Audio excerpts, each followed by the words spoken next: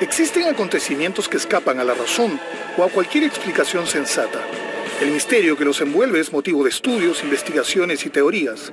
Muchos de ellos están vinculados a asuntos científicos, culturales o religiosos, pero siguen sin resolverse a pesar del paso del tiempo.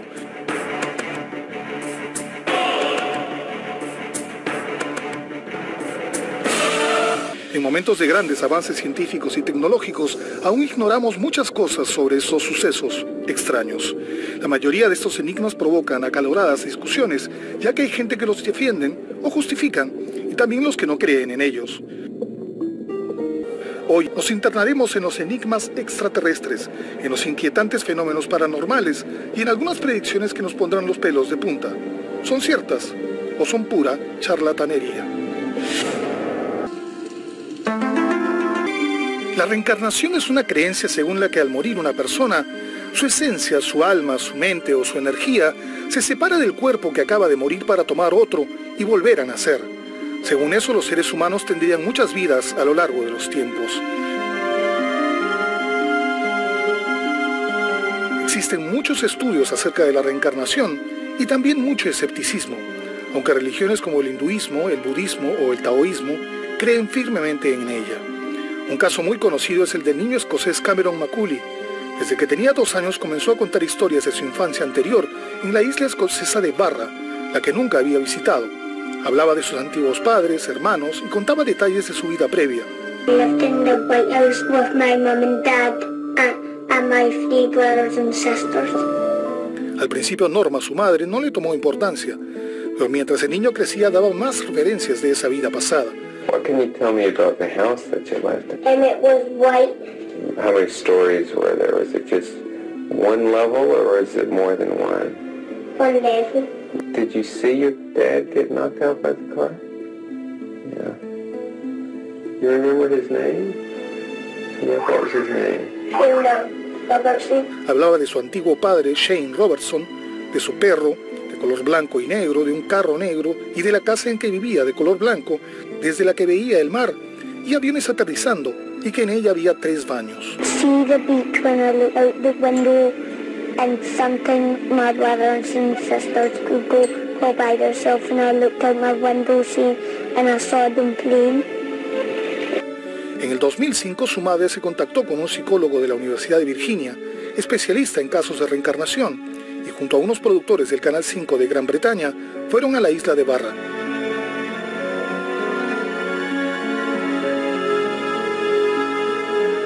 Llegaron, comprobaron perplejos que lo descrito por Cameron era verdad. Luego indagaron sobre la existencia de los Robertson, pero no encontraron nada. Al regresar al hotel recibieron una llamada que les confirmaba la existencia de una casa blanca donde vivía una familia llamada Robertson. Al ir a la casa, el niño la reconoció de inmediato, pero estaba deshabitada. Al entrar, Cameron conocía cada rincón de ella. Efectivamente, como el niño la había descrito, la casa tenía 3 baños, se podía ver aviones volando y el mar desde el dormitorio. Luego los investigadores contactaron a una señora de apellido Robertson que aseguraba haber tenido familiares en la isla en los 60. Ella les mostró unas fotos en las que aparecían los perros blanco y negro que Cameron había descrito, así como el coche negro. Al volver a la casa, su madre notó más tranquilo a Cameron. Con el tiempo él dejó de hablar de su vida pasada y el psicólogo aseguró que las memorias de vidas previas se borran con el tiempo.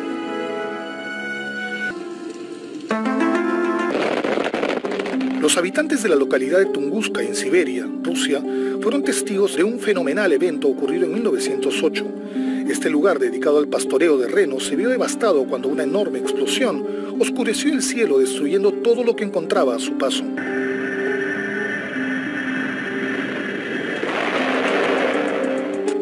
Ese feroz bólido de 80 metros de diámetro fue detectado por varias estaciones sismográficas de Europa. Lo misterioso del evento es que aún hoy no se sabe qué fue lo que realmente ocurrió. Las 2 teorías más aceptadas son la de un cometa o parte de él y la de un asteroide. Lo que sí se tiene claro es que el objeto llegó desde el espacio a una velocidad aproximada de 54.000 kilómetros por hora. A las 7 de la mañana en Siberia, a una altitud cercana a los 8.500 metros, la combinación de presión y calor provocó que el objeto extraterrestre se destruyera, produciendo una bola de fuego. La energía liberada era equivalente a más de 100 bombas de Hiroshima.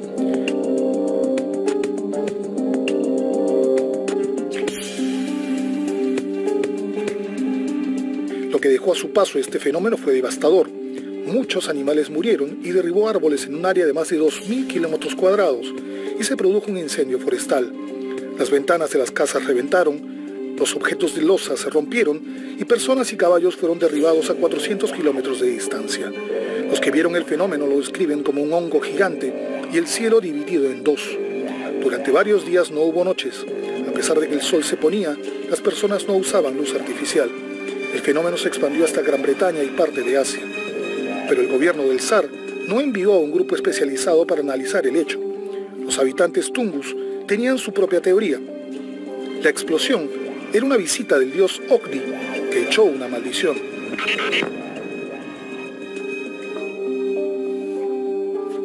Es por eso que cuando una expedición llegó al lugar nadie quería hablar de él. Leonid Kulok fue quien condujo esta expedición en 1921, pero las condiciones climáticas no le permitieron acercarse al lugar.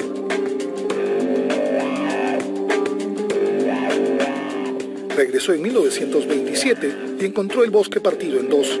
En otras expediciones encontraron níquel, iridio y magnetita, es decir, que era un objeto del espacio.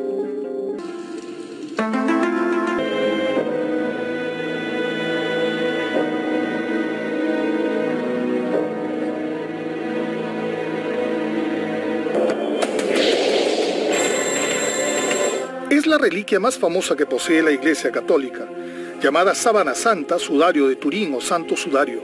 Es una tela de lino de unos 4 metros de largo por 1 de ancho. En ella se muestra el rastro de un hombre que presenta marcas y traumas físicos propios de una crucifixión, además de otros que concuerdan con el relato de la pasión de Jesucristo.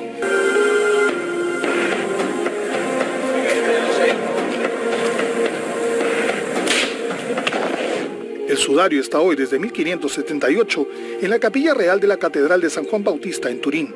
Muchos creen que es la tela que cubrió a Jesús de Nazaret en el sepulcro y que durante su resurrección su efigie quedó grabada en las fibras. Los escépticos dicen que es un fraude.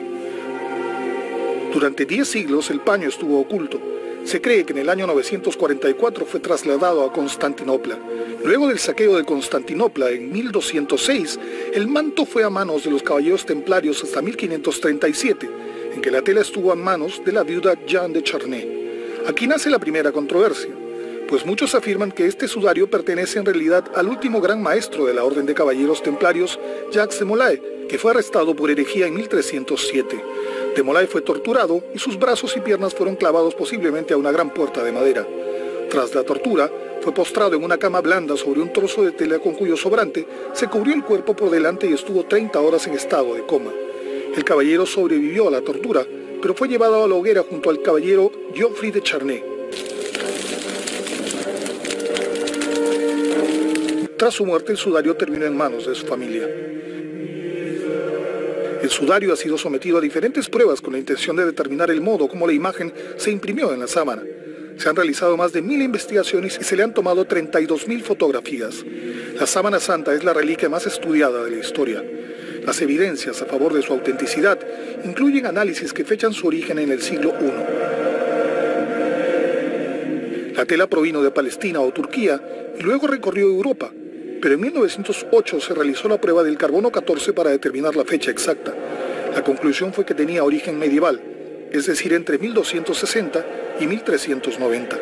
A raíz de eso, los detractores aseguraron la falsedad de la pieza, pero los defensores de su autenticidad argumentaron que esta prueba era inexacta debido a que no se había tomado en cuenta el grado de contaminación al que había sido sometida.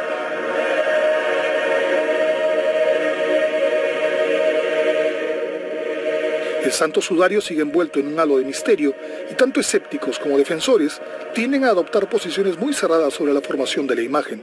La búsqueda de la verdad ha llevado a cientos de teorías, entre las que se ha mencionado incluso a Leonardo da Vinci, del que se dice era conocedor de una técnica de fotografía antigua.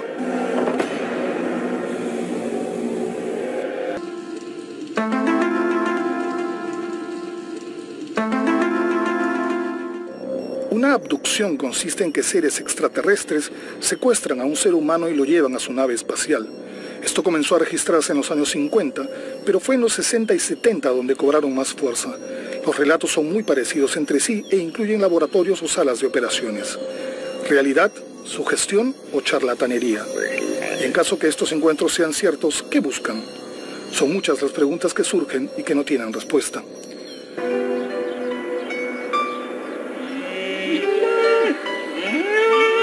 Travis Walton era un leñador que trabajaba en el bosque de Snowfall, Arizona, al lado de 5 compañeros.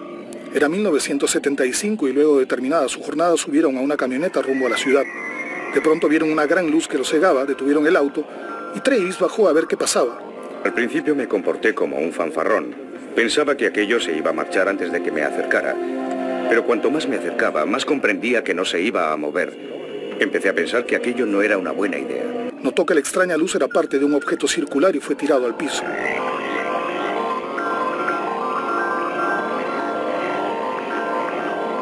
Sus compañeros se alejaron despavoridos. Luego regresaron por él, pero no lo encontraron. Ya en el pueblo denunciaron su desaparición.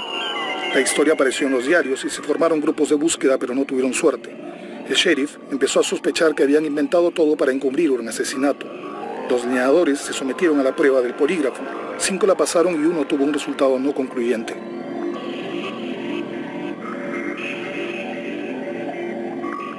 Cinco días después de su desaparición, Travis despertó cerca de la carretera algo atontado. Cuando me enteré de cuánto tiempo había pasado, me quedé tan sorprendido que estuve como en estado catatónico durante un rato.